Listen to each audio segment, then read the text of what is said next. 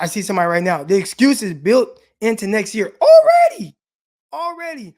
The excuse is already built in. If the 49ers don't have a great season, well, it's because Trey Lance is a rookie. Right, bro, we can't. How many years are we gonna give him pass? So if the 49ers have a losing season this year and a losing season next year, we're talking about four. This would be four. That would be five losing seasons in 6 years. Sorry, it took me so long to do that math. 5 losing seasons in 6 years. There is a guy, again, that's the excuses. The excuses are already built in. There was a guy, was it Jim Caldwell? What was the coach's name for the Indianapolis Colts? No, Detroit Lions. He was on the Detroit Lions.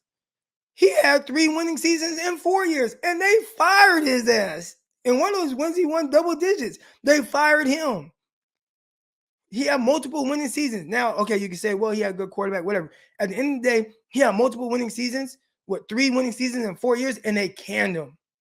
Bill O'Brien had 5 winning seasons in 7 years, and we act like he's an idiot. Jim Nagy has had more success than Kyle Shanahan, and he had Mitchell Trubisky, who everybody says sucks, and they were going to the playoffs, and people talk bad about Nagy. But Kyle Shanahan, it's like, just keep making excuses for him because of what he's supposed to be. I don't know, man. I'm not feeling it. And right now I'm about to bring on somebody to help me make sense of this, all right? So, Jason Aponte, bro, help me make sense of this, man. So, Croc, I agree with you, man. And I think that I thought I was being a conspiracy theorist when I talked about why Trey Lance wouldn't be starting right away. But in essence, it's really as simple as this. Kyle Shanahan is not playing Trey Lance because he knows he's going to get one more year with him. And you reset your timeline as soon as you play Trey Lance. Meaning, when you start Trey Lance, the clock ticks. The clock is ticking immediately. And you're absolutely right. This would be the last excuse. And this is the only thing that they can really look at, right? Because you look at it like this. The front office allows him to make this move, send all those picks, but then you get rid of him before he gets a full season. So that's where I'm at with it. It's like almost like no one would have blamed him for benching Trey Lance in the first year, but he knows for a fact that when Trey Lance starts, and he starts week 1 next year because Jimmy Garoppolo won't be here, the clock is ticking. And if it doesn't work right away, it's going to be bad. And here's the problem, Croc. We watched Justin Fields last night. Damn the results. You're watching a guy who's evolving. You're watching Mac Jones. Mac Jones is being successful right now. Same thing with Trevor Lawrence, right? They're making strides. You're putting Trey Lance in a spot where he has to be successful week 1 no matter what, right? Because, you took a whole year, you benched him. Now, the pressure is going to be on next year, Trey Lance, and I think that that's not fair to Trey, right? That's not Trey's fault at all, right? None of that is his fault. Right. But at the same time, Kyle Shanahan knew exactly what he was doing by not playing Trey Lance. It was to give himself another year and reset his timeline, because when he starts, it's tick, tick, boom. It better happen right away with Trey Lance. And that's really why I think that you haven't seen him. And I absolutely agree with you. This is it. This is the last excuse for him. If you're not already fed up at this point. Right. So let's kind of transition into talking about Trey Lance and maybe when to play him. And I got some numbers here. All right. We're going to get into, and I know most of you guys watched the game last night. We watched Justin Fields, right? And we also watched Justin Fields lose. But everybody walked away. I see your comments. I see everybody, like a lot of football guys, where everybody is extremely encouraged with where Justin Fields is. They're like, man, like this guy is special. He did some special things. He's going to be so good. He's going to be terrific. But that's not what people were saying 6 weeks ago. So let's talk about some things with Justin Fields, right? And when I say what people were saying, because obviously in today's day and age, everybody wants to react to everything right away, right? They don't give anything in time to kind of work out. But let's talk about some Justin Fields numbers as they compare to Trey Lance. And they kind of got in the game similar, all right? Justin Fields, when he first came in the game for the Chicago Bears, it was against the Cincinnati Bengals, where he came in like second quarter. All right, so let's look at some numbers. All I'm going to do right here is I'm going to compare Trey Lance's game and a half against, because that's what Trey Lance has played so far, against Justin Fields, pretty much game and a half, all right? Justin Fields, he completed 12 out of 33 passes for 38% completion percentage and was sacked 11 times. threw for a total of 128 yards. Matter of fact, let me stop. Let me go back and do it, and I'm just going to compare each one. All right. Justin Fields came out, game and a half, completed 38% of his passes. Trey Lance completed 51% of his passes. Justin Fields sacked 11 times during that time. Trey Lance sacked 3 times during that time. Justin Fields, 128 yards in those games. Trey Lance, 350 passing yards. Justin Fields, 33 rushing yards during that game and a half. Trey Lance, 130 rushing yards. Total yards between the two, 161 from Justin Fields to 480 from Trey Lance. All right. I say all that to say because I hear everybody with, it's, well, we see what Justin Fields is now. Nobody talks about where he started, right? And just the power and progression. He has lost his last 4 games. It hasn't gone great. But even then, people are willing to see through that and say, you know what? This dude is extremely talented, and we see where he's going. We see the upside. But when it comes to Trey Lance, and we see that, it's almost like, oh, well, Trey Lance can do that, which is terrific, especially if you compare that. And every situation is different. Every player is different. Everybody's going to develop at a different pace. But I say all that to say, I think Trey Lance has had a good starting point, right? If you compare him to where, and people can say this, oh, well, you got Nagy and the Bears. Bears got weapons. They got Mooney. They got Allen Robinson. They got Montgomery, a terrific running back. They got Herbert, a terrific running back. They got some guys there on defense that are playing well. Like, it's a good situation. It's not a bad or terrible situation as opposed to what Trey Lance is with the 49ers. Trey Lance just performed well, right? Now, I think what we saw from Trey Lance, we all agree that it wasn't perfect. And I think even with Justin Fields, and we watched him last night, and I want to get your opinion on his performance, but it's not like he just all the time gets the ball out in perfect time and rhythm, or that he just makes every throw. But what was it about his performance that gets you so excited about what you saw from Justin Fields? I mean, obviously the talent's on display, right? And nobody really has any gripe with that. Like, I don't see how anybody could watch Justin Fields play and say, hey, that kid's not supremely talented. You know he's fast, you know he's strong, you know he's big, you know he has a great arm. But what I was really impressed with in college, and what kind of translated in this game for me, was being tough and bouncing back. The kid was getting hit, no calls, anything like that, and he kept firing. And then when he gets to the end of the game, he keeps going. And that's what I was impressed with. That's what I thought Kyle Shanahan was going to be impressed with, right? Considering the fact that he had quarterback after quarterback get injured under his watch, Justin Fields takes hit after hit after hit in Pittsburgh on national television and kept firing and went into the end of that game and gave them a lead. And when things are not perfect, that's when you need someone special to make things happen. Listen, Mac Jones is performing well in a system, but when you need a big play or you need something when things are not working, I'm not certain that he can do what Trey or Justin can do. And that's really what I got impressed with.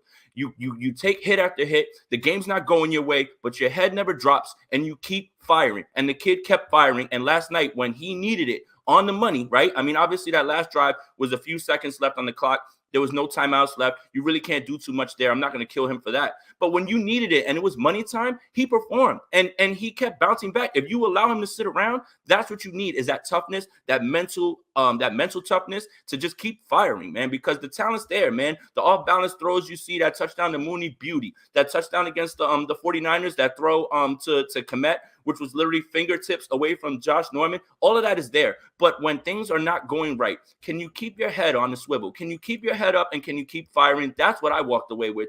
And that's what I thought the entire time in college. When the chips are down, things aren't going right, he's still going to keep fighting. And that's what I saw last night. And that's what got me excited. Yes, sir. Yes, sir. So here we go. Before we get into Trey Lance and the development of him, we got a question here. What if after next year we find out Kyle isn't the guy for Trey? Then we've wasted 2 years of development, Trey Lance. Just don't trust Kyle. Where are you kind of at with that? Do we want to look at it like that, or do we want to look at it a more positive spin that, hey, like Kyle's going to get it right? Or what do you think is going to happen? I'm trying to look at it more positive because of all those numbers that you pointed out too. And all those same things that I said about Justin Fields, you can apply to Trey Lance. Things were not right? He gets thrown into that game. Somehow he's still putting up points because it wasn't like Seattle was sitting back and prevent defense or anything like that. Is it perfect? No, it's not going to be. The kid's only 21. But again, even in that Arizona game, things weren't right. He kept fighting. That's what you really want to see. You don't want to see the kid get gunshot. That's what we saw in camp. the same thing. When he airmailed a throw, he didn't put his head down. He went back and he kept firing. So, I mean, I'm going to choose to look at it like you said, Trey's got a great starting point right now. And from what he's shown in that game and a half right there, that's what you should be building off of. And he had a better starting point than Justin Fields. Let's just put it out there. Even though that, I like Justin Fields a lot, you still can't objectively say that Trey Lance didn't play better in the beginning of his time. So, yeah, I mean, you just got to kind of hope that the kid can rise above any sort of deficiencies or anything like that, because he is supremely talented and he's very smart and he understands things at a level that 21-year-olds usually shouldn't be able to understand at the NFL level. Yeah, and when we're looking at it, for Trey Lance and his development, this is not us sitting up here saying that Trey Lance is perfect. This is not us sitting up here saying that he's not going to miss reads, he's not going to miss throws. But what we're talking about is, like, what are we looking for in the progression of Trey Lance moving forward into next year? Where is he at right now? We're saying that he has a good starting point. Is it perfect? No. Not at all. It's not perfect. Is it perfect for Justin Fields? No. But I bet you right now, the Bears fans are sitting there after a loss, happy with what they're getting from their quarterback and encouraged from him moving forward. And when I watch Trey Lance and I watch his game against Arizona, in a game where we're like, man, he's battling. Is it perfect? No. But I see a lot of things that are encouraging. How do you build off of that? And especially knowing that that's not necessarily the offense that Kyle Shanahan wants to run for Trey Lance. Trey Lance they want him to be more under center and do those things. And hopefully he progresses into that. But he needs those live reps. He needs to see it live. And I just can't help but wonder where Trey Lance would be if he had been starting since week 2. And where would he be now? Would the 49ers still be 3-5? Probably, right? Probably.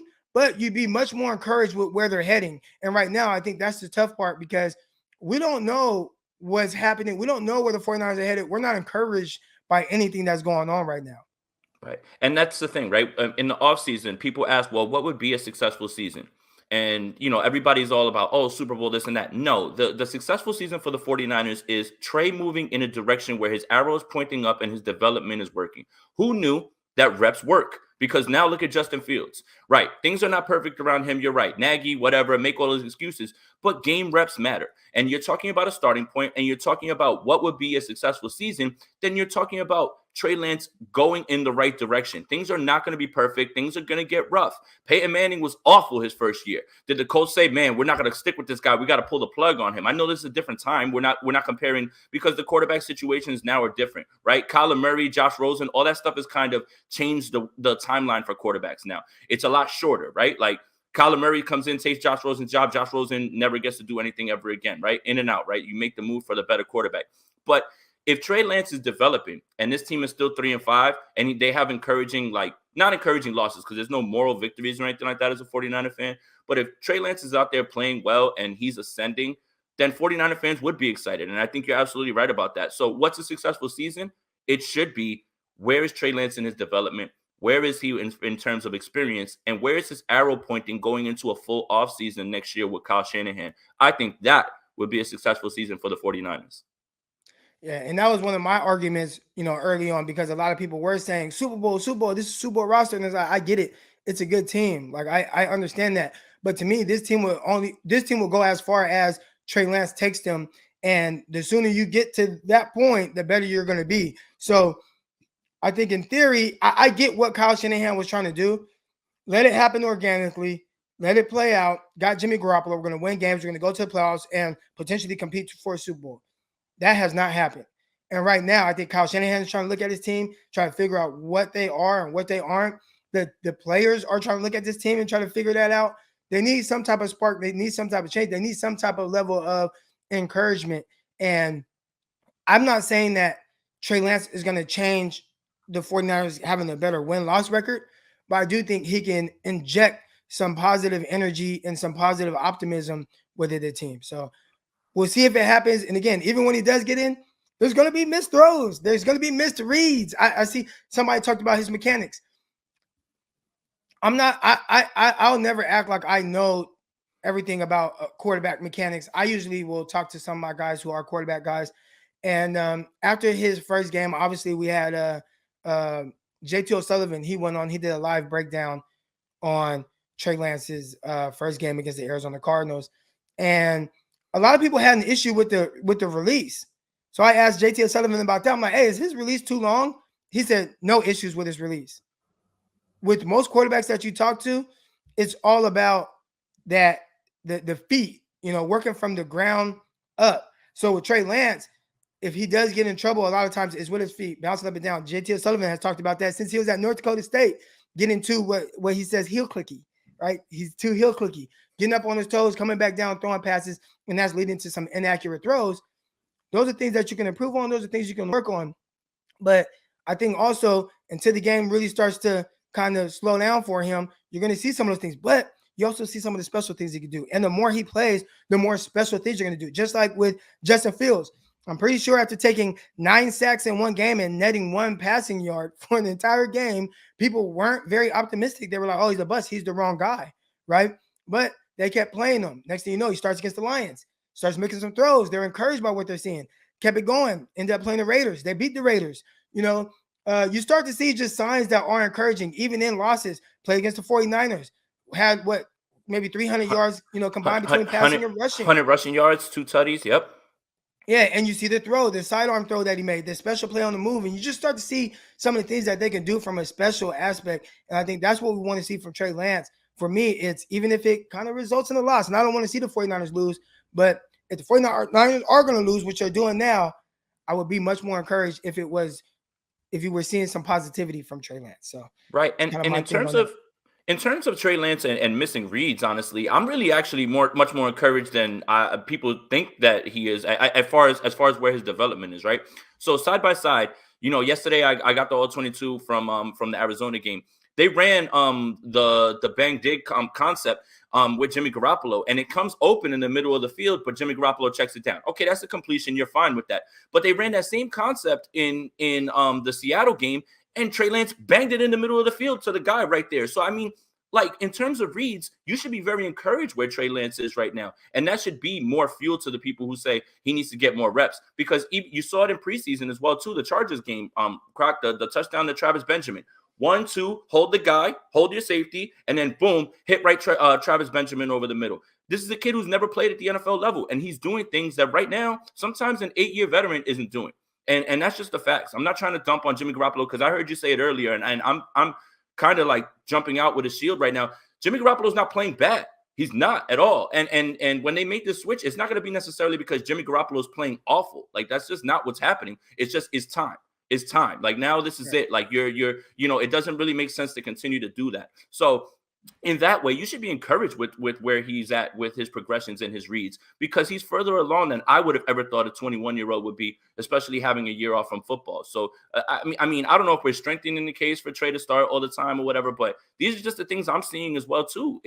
The kid is actually really good at certain things, and he's very smart. Mike Silver's piece that came out yesterday. Did you read that, Croc? Did you get a chance to look at that? You know what? I actually wanted to touch on that. I forgot to put that in my notes, but go ahead. Lead the way for it. So Mike Silver put out an article saying, hey, this is where he was in the beginning of the year, right? And everyone in the locker room was pretty much kind of blown away with how well he understood this offense and all the concepts and everything. And a lot of the locker room was like, hey, man, it's time to let the kid go. And then he said, as he kind of tapered off during camp, because I was at camp and we all saw the same thing too, where we're like, oh my God, like, it's time, just let the kid go. They say he lost confidence or whatever. And then, I mean, they said Jimmy had his best camp. I don't even know what that means, Croc, really, what Jimmy's best camp is. I don't know what that means. But in terms of where he was initially, because remember, he had that rookie OTA. And then when he came in the building, they were shocked at how quickly he picked things up. And then for whatever reason, his confidence went away. Don't know what that means. And then they wound up going back to Jimmy. I think that is the sort of stuff that you should be hanging your hat on, is that the kid at 21 is very smart. And when people ask me all the time about, well, what did Trey see in Justin Fields? I think it's that. I mean, over Justin Fields. I think it's that. It's the mental aspect, right? He's impressed with him being able to pre-snap identify. And he thought that he would be able to be smart enough to pick up this offense, so he didn't have to simplify it as much for him. So that Mike Silver piece, and Mike Silver is a big Jimmy Garoppolo guy. Huge, right? Like he like holds water for him. So for him to put that out there, I don't know if it's, the leak starting, like, the bulky stuff or anything like that, but I found that little piece of that article very, very telling.